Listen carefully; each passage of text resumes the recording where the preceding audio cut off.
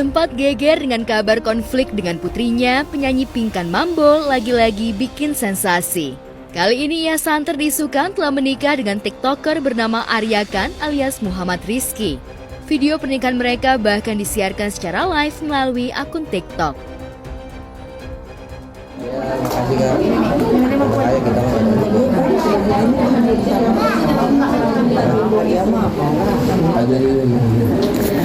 makasih Kak. Ayo kita lagi ada cara kekeluargaan, kadang tuh duduk kayak. Makanya menyebutkan mami ya. Insyaallah. Nah, jangan.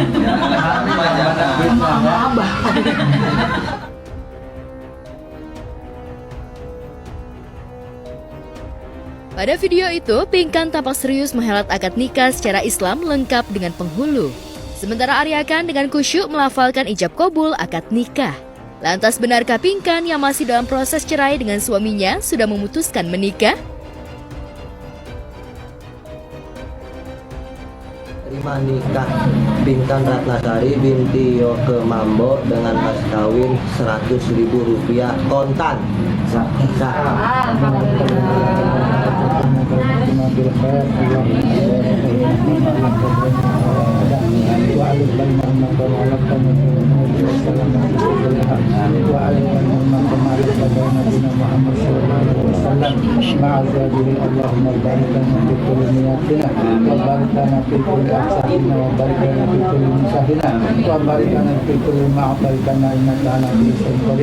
Allahumma intana rizquna fis samai fa anzilna wa intana fil ardi fa akhirna wa intana ba'idan fa qaribna wa intana mu'assiran fa yassirna wa intana haraman fa tahirna wa intana qawlan fa fassarna innaka ala kulli shay'in qadir. Rabbana atina fid dunya hasanah wa fil akhirati hasanah wa qina adzabannar. Wa sallallahu alaihi Muhammadin wa alhamdulillah. Ini mas kawin 100.000. Selamat. Satu triliun. Dan ini dan sekarang ditulis ya nih ya. Nama ini tulis nih. Namanya dulu. Ini surat pernyataan ya. Sekarang sudah sah betul ini ya, udah 2 kali Bapak ya.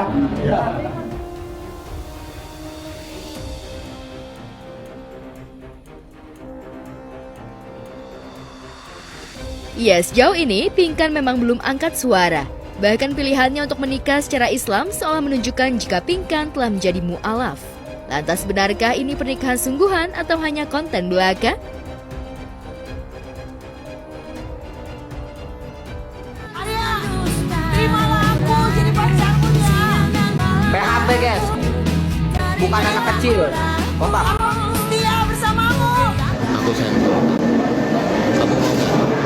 Kamu mau nggak jadi istri aku? Kok langsung istri? Ya. Pacar dulu dong, baru nanti kan Kalau lamar pacar jadi bisa istri. putus, istri juga bisa cerai. Ya udah, aku pengen seumur hidup bersama kamu. Apa kamu mau susah senang bersama aku? Tapi jangan tinggalkan aku di saat aku suatu saat diuji, terpuruk. Aku pengen kamu dampingin aku, kasih aku semangat. Aku akan terus berjuang, bahagiakan kamu. Tinggal kamu pilih jawabannya. Kamu kayak gini cuma buat konten kan?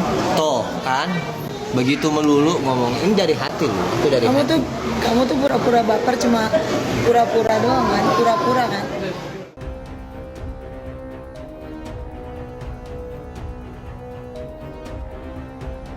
Saat Pinkan tebarkan sensasi lewat pernikahan yang disiarkan secara live, seorang keluarga pengantin tiba-tiba mengamuk meminta buku nikah kepada penghulu. Usai akad nikah dihelat, lantaran sang penghulu terkesan mempersulit untuk memberikan buku nikah. Video percekcokan itu bahkan viral di jagat maya. Jangan terpancing, jangan ini. Jangan. Enggak, bukunya mau dikasih kapan? Ya tadi besok juga saya anterin. Hari ini saya anterin. Ya sekarang aja kasihin aja. Ya sekarang ini. Besok. Mana Pak? Bukunya di sini apa Ya di cari rumah? dulu lah. Nah, kalau memang saya bawa di sini, Pak. Saya ini, Pak, bukan penghulu. Saya ini punya SK, Pak. Paham, saya paham. Iya. Paham itu. Gini. Kita tunggu dia maunya gimana. umpamanya sejam sehari atau setengah hari kita tunggu. Sampai tunggunya kapan? Nah, Kasih waktunya. nanti kalau Kades memang kapan? Sekarang apa besok? nanti kalau nggak ada kejadian baru kita Enggak, lanjut. saya nanya kan Pak Kadesnya. Iya. Sekarang apa besok? Sekarang Ya udah saya tunggu. Biasa. jam berapa Pak Kapten? Saya sini nggak usah ini. Sampai nggak percaya. Salaman asyhadu alla ilaha illallah. Ayo Pak, salaman. Cepat salaman Pak, salaman. Kalau saya janji nggak nganterin hari ini, Iya. kalau nggak ada di rumah dia yang ngambil, Iya. ya kan? Kok Ya iya. Ya, entah apa yang membuat penghulu sulit memberikan buku nikah langsung. Sebab biasanya usai akad nikah, sang pengantin langsung diberikan buku nikah. Lantas apa reaksi selebriti ketika mengetahui kejadian ini? Kalau di rumah saya ibaratnya ada orang yang ini, saya juga yang nggak mau lah. Nggak, gini enaknya bapak Udah ini. lah, Pak. Bapak ini mau Saya ini udah hafal. Gini, bapak ini mau hafal maksudnya hafal gimana Pak? Bapak ini maunya gimana gitu? Bapaknya Dia nikah dulu. Iya. Nanti baru nikah kan? Terus Itu. apa? Dia tinggal hari besok. Sejam, kan? 2 jam, Ya enggak, kalau di kantor. setengah hari, 2 hari. Enggak, umpamanya ini konkretnya.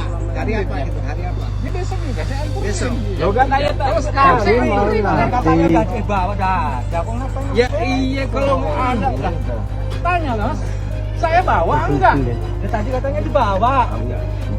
Kamu ngomongnya bolak-balik loh. Bolak-balik Bapak. Betul. Yang ngomong bolak-balik tuh kamu. Iya, iya. Apa? Apa?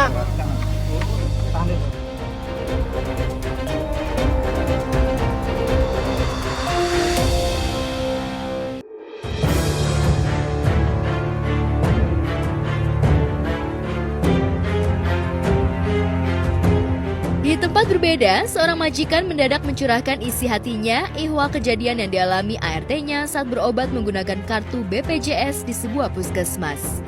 Sang majikan mencurahkan kekesalannya pada pelayanan oknum pegawai puskesmas yang membentak ART-nya. BPJS tuh diperlakukan tuh kayak pengemis ya. Jadi ceritanya kan ART gue tuh sakit. Keluhannya itu dia merasa ada benjolan di payudaranya.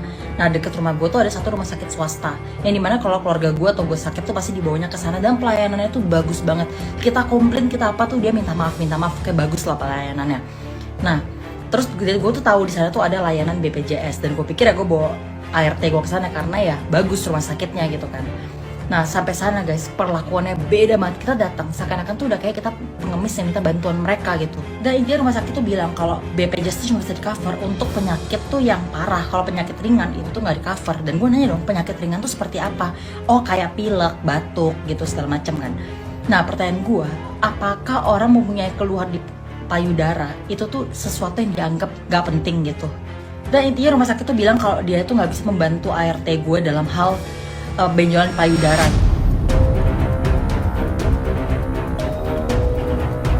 Kisah pelayanan BPJS yang kadang dilayani oknum tenaga medis ini memang kerap terjadi di beberapa wilayah. Lantas akankah kejadian ini akan terus berlangsung? Bagaimana reaksi selebriti? Terus akhirnya gue pikir yaudahlah gue bawa ke puskesmas di dekat rumah gue juga. Akhirnya gue bawa ke puskesmas sama aja. Perlakuannya beda banget. Kalau dia tuh udah tahu BPJS itu diperlakuin kasar banget. Gue kan temenin ART gue buat masuk ke puskesmas itu kan. Terus gue tuh ada salah jalan guys. Lu tau gak? Dia bentaknya tuh kayak jangan lewat situ. Kayak gue tuh udah kayak pengemis datang gitu. Gue nggak pernah seumur-umur ya ke rumah sakit ya. Itu tuh diperlakuin kayak gitu. Dan gue tuh tiba-tiba mikir ya, kalau misalnya gue tuh pakai BPJS dan gue tuh sakit, gue kayak udah keburu mati duluan deh, dilempar sana sini, dan semua penyakit dianggap nggak penting. Ya mau gimana pun juga kan, mau BPJS kah, mau jadi tetap aja di rumah sakit. Memang tugasnya seperti itu. Jadi ya harus sabar, menjelaskan, ngasih informasi atau ngasih pengertian ke pasien, ke masyarakat itu mesti gamblang gitu. Birokrasinya terlalu kompleks, gitu. Bisa dibilang terlalu berbelit-belit. Ya, memang ada tahapan-tahapannya, tapi kan sekarang serba era digital, semuanya serba online. Mungkin bisa lebih diringkas prosesnya, gitu ya.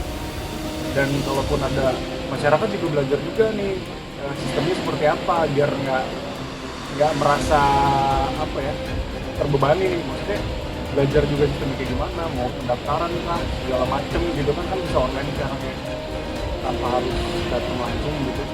Ya, harus belajar itu juga biar mempersingkat waktu, biar nggak bertele-tele gitu. Dan si sistem juga atau front office di pelayanannya harusnya bisa menjelaskan secara detail, karena pernah ada di satu rumah sakit di depan mata kepala gue sendiri. Jadi saking tidak sabarnya pihak rumah sakit menjelaskan, jadi ya udah ibu duduk tunggu dulu aja, nanti dipanggil apa dikasih tahu proses seperti apa ya kan. Mungkin itu namanya orang punya daya tangkap nggak tahu kayak gimana ya, terbatas. Mohon menurut gua birokrasi ini dipersingkat lah, maksudnya tahapan-tahapannya itu mungkin lebih dipersingkat aja.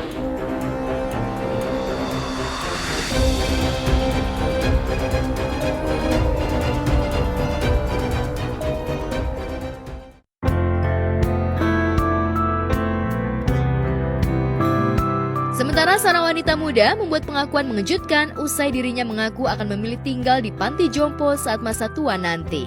Sang wanita ingin tinggal di panti jompo kelak lantaran mengaku kelak anak-anaknya punya kehidupan sendiri dan tak mau jadi beban anaknya. Ini gue nggak tahu akan jadi pro atau kontra. Jadi kapan lalu gue sempat kepikiran dan berprinsip akhirnya kalau nanti gue misalkan sudah lansia, anggaplah sudah tua, gue pengen tinggal di panti jompo.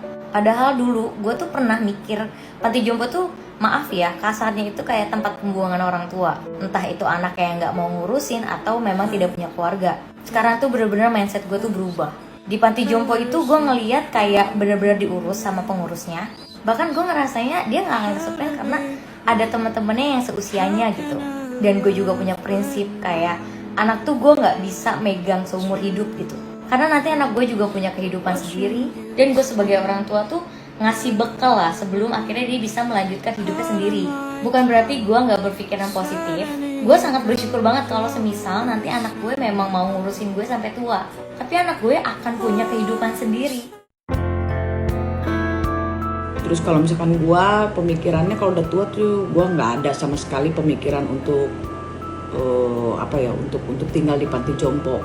Karena ya insya Allah ya pengennya sih tua mah tidak mau nyusahin anak, tidak mau nyusahin siapapun gitu kan. Pengennya mah ya udah sehat terus bisa biar bisa ngurus sendiri, biarpun anak-anak gue misalkan udah punya kehidupannya sendiri juga mereka masih tetap ingat gue atau kayak gimana gitu.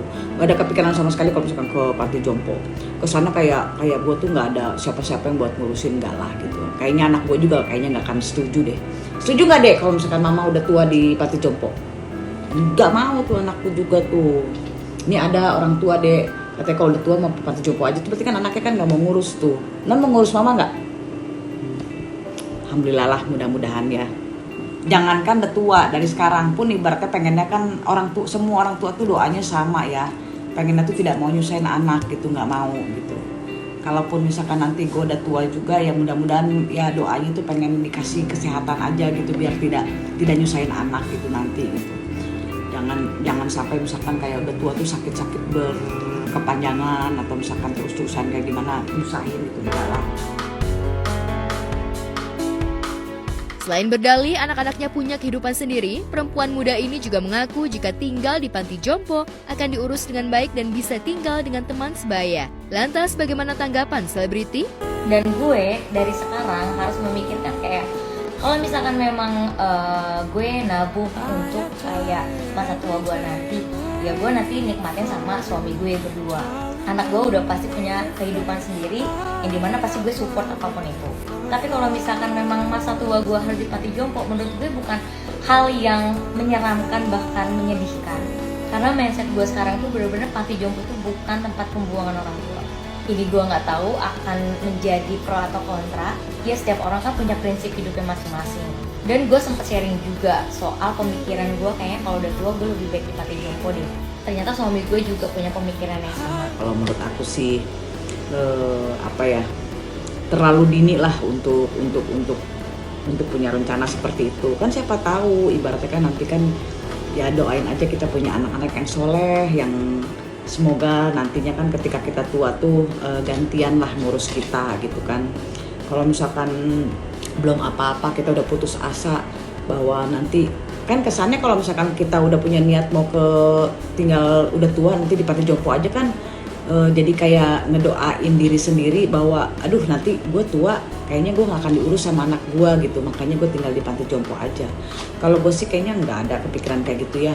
Ya mudah-mudahan kayaknya kalau misalkan kita ngedidik anak dengan baik gitu kan, mereka juga pasti ada, bukannya orang tua tuh nggak ada sih yang minta anaknya tuh buat balas budi, enggak, cuman kan gimana perilaku atau gimana kita ngedidik anak gitu kan, yang ibaratnya anak juga nanti mungkin punya pikiran lah yang ibaratnya masa iya emak gue udah tua ditaruh di panti jompo gitu, kesan itu kayak bukannya gue bisa bilang kalau misalkan orang yang udah tua tinggal di panti jompo itu kayak yang dibuang sama anak ya, bukan ya, cuman image itu kayak udah apa ya, enggak lah, mudah-mudahan lah enggak lah gitu, didoain aja yang baik-baik, semoga anak kita juga nanti pas kita udah tua juga baik gitu, mengurus kita gitu.